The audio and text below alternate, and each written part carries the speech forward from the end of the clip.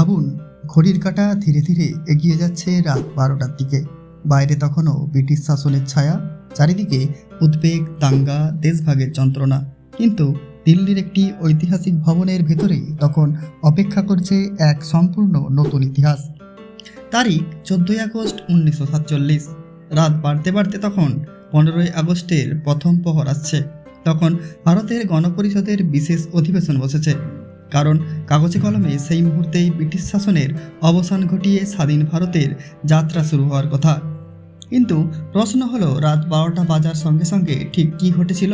এটা শুধু একটি ঘড়ির কাঁটার পরিবর্তন ছিল না, কয়েক শতাব্দীর রাজনৈতিক পরিবর্তনের পর ভারতের একটি স্বাধীন রাষ্ট্র হিসাবে নতুন অধ্যায়ে প্রবেশ করছিল। দিল্লিতে তখন ইতিহাসের অন্যতম গুরুত্বপূর্ণ রাত। গণপরিষদের অধিবেশনে উপস্থিত ছিলেন স্বাধীনতা আন্দোলনের বহু নেতা। সভার পরিবেশ ছিল গম্ভীর, আবেগপূর্ণ এবং প্রত্যাশায় ভরা। বাইরে অসংখ্য মানুষ অপেক্ষা করছিলেন সেই মুহূর্তের জন্য, যখন ভারত আর ব্রিটিশ ভারতের অংশ থাকবে না। এর কিছুক্ষণ পর মঞ্চে উঠে দাঁড়ালেন জওহরলাল নেহরু। তার সামনে ছিল স্বাধীনতার মুহূর্ত, কিন্তু তার কণ্ঠে ছিল না শুধুই বিজয়ের উচ্ছ্বাস, কারণ স্বাধীনতার সঙ্গে ভারত পেয়েছিল দেশভাগের গভীর ক্ষত। তারপর আসে সেই ঐতিহাসিক মুহূর্ত। ঘড়ির কাঁটা মধ্যরাত স্পর্শ করতেই ভারত প্রবেশ করল স্বাধীনতার যুগে। নেহেরু তার বিখ্যাত ট্রাইস্ট উইথ ডেস্টিনি ভাষণ শুরু করেন। নেহেরু আর্কাইভে সংরক্ষিত সেই ভাষণের শুরুতেই তিনি বলেন, বহু বছর আগে ভারত ভাগের সঙ্গে একটি প্রতিশ্রুতি করেছিল এবং তখন সেই প্রতিশ্রুতি পূরণের সময় এসেছে। এই শাসনের সবচেয়ে স্মরণীয় অংশ ছিল মধ্যরাতের সেই মুহূর্তে, যখন পৃথিবী ঘুমিয়ে থাকবে, ভারত জীবন ও স্বাধীনতার দিকে জেগে উঠবে। এই ঐতিহাসিক ঘোষণা, কিন্তু সেই স্বাধীনতা এসেছিল এক ভয়াবহ মূল্যের বিনিময়ে।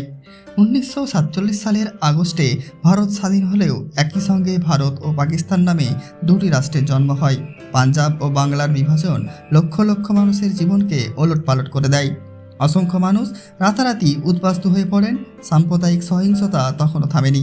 তাই স্বাধীনতার সেই রাতের আনন্দের সঙ্গে মিশেছিল গভীর বেদনা। আর এখানে আসে একটি গুরুত্বপূর্ণ ভুল ধারণা। অনেকেই মনে করেন 15ই আগস্ট 1947 রাত 12টার পর নেহেরু লালকেল্লায় উঠে ভারতের জাতীয় পতাকা উত্তোলন করেছিলেন। বাস্তবে তা হয়নি। নেহেরুর লালকেল্লা থেকে প্রথম পতাকা উত্তোলনের ঐতিহাসিক অনুষ্ঠান হয়েছিল 16ই আগস্ট 1947। নেহেরু আর্কাইভে সংরক্ষিত তার 16ই আগস্টের ভাষণ এবং সরকারি নথিভিত্তিক সূত্রে এই তারিখটি স্পষ্টভাবে উল্লেখ আছে। অর্থাৎ 15ই আগস্টে স্বাধীনতার মধ্যরাত এবং লালকেল্লায় নেহেরুর প্রথম পতাকা উত্তোলন, এই দুটি ঘটনা এক নয়। 15ই আগস্টের প্রথম স্বাধীনতা দিবসের প্রকাশ্য অনুষ্ঠানগুলোর মধ্যে দিল্লির তৎকালীন প্রিন্সেস পার্ক, বর্তমান বিজয় চৌকের কাছাকাছি এলাকায় পতাকা উত্তোলনের অনুষ্ঠানও ছিল। পরে 16ই আগস্ট লালকেল্লা নতুন স্বাধীন ভারতের প্রতীকী কেন্দ্র হিসাবে সামনে আসে। 16ই আগস্ট সকালে লালকেল্লার প্রাচীর থেকে তিরঙ্গা উত্তোলনের সময় নেহেরু শুধু নিজের বা কংগ্রেসের বিজয়ের কথা বলেননি, তিনি বলেছিলেন, এই পতাকা কোনো ব্যক্তি বা দলের বিজয়ের প্রতীক নয়, এটি সমগ্র দেশের বিজয়ের প্রতীক। আর সেই কারণেই লালকেল্লার সঙ্গে স্বাধীনতা দিবসের সম্পর্ক এত গভীর হয়ে ওঠে। কিন্তু 14 থেকে 15ই আগস্টের সেই রাতের দিকে আবারও ফিরে আসা যাক। রাত 10টার পর ভারতের সামনে ছিল এক বিশাল প্রশ্ন, এবার কি?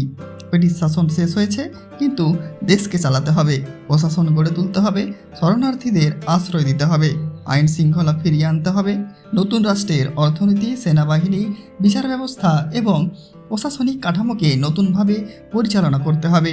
আর এই কারণেই নেহেরুর ভাষণ ছিল শুধু স্বাধীনতার ঘোষণা নয়, এটি ছিল ভবিষ্যৎ ভারতের জন্য একটি প্রতিশ্রুতিও।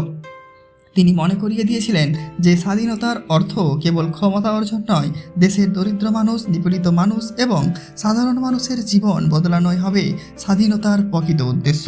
অন্যদিকে মহাত্মা গান্ধী সেই রাতের দিল্লির উৎসবের কেন্দ্রে ছিলেন না।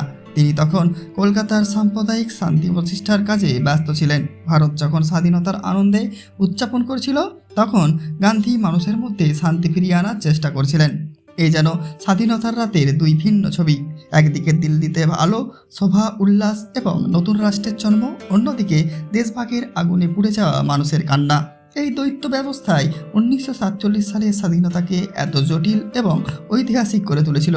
রাত 12টার সেই মুহূর্তে কোনো জাদুকরী ঘটনা ঘটেনি, আকাশ থেকে কোনো অলৌকিক আলো নেমে আসেনি, কিন্তু রাজনৈতিক অর্থে পৃথিবীর মানচিত্রে একটি বিশাল পরিবর্তন ঘটেছিল। একটি উপনিবেশ স্বাধীন রাষ্ট্রে পরিণত হয়েছিল। শত শত বছরের ভারতীয় ইতিহাসে একটি নতুন অধ্যায় শুরু হয়েছিল। আর সেই মুহূর্তে সাক্ষী ছিল গণপরিষদ, যেখানে স্বাধীন ভারতের ভবিষ্যৎ নিয়ে নতুন পথ চলা শুরু হয়েছিল। তাই যখন আমরা প্রতি বছর 15ই আগস্ট তার 12টার কথা স্মরণ করি, তখন শুধু আতশবাজি বা উৎসবের কথা মনে করলে ইতিহাসের অর্ধেকটাই দেখা হয়। মনে রাখতে হবে সেই মানুষদের যারা স্বাধীনতার জন্য সংগ্রাম করেছিলেন। মনে রাখতে হবে দেশভাগে ঘর হারানো মানুষদের। মনে রাখতে হবে সাম্প্রদায়িক সহিংসতায় নিহত অসংখ্য মানুষকে।